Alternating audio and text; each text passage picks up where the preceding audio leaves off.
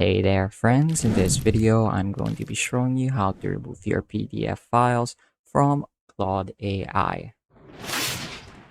So to get started, go ahead and go on over to your either your chats or your projects view depending on what files you've been working with.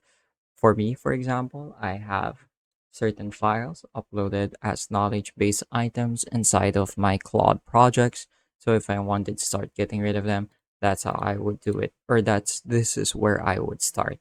I would highlight all of these items and then click on the trash icon right here. So that's one way to get started.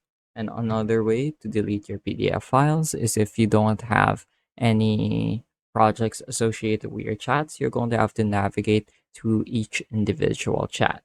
So for example, if we go here to my chats view, you can see I have quite a few chats in my history. And if we go over to one of them, we're going to be able to find all of the files that we've uploaded to a certain conversation by clicking on the icon at the top right. So the files button or the files icon is located inside the share icon, again at the top right of your screen. If you go ahead and click that, it's going to show you all the items inside of your chat history. So what this means is there are PDF files or document files that have been uploaded to this conversation.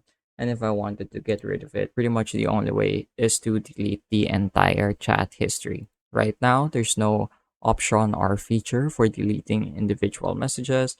You're going to have to bite the bullet and delete the entire conversation if you want to get rid of files from individual conversations or chats. But that's going to be it for this video. It's pretty quick and pretty easy. I hope you were able to follow along, and I hope I was able to teach you something new and something useful.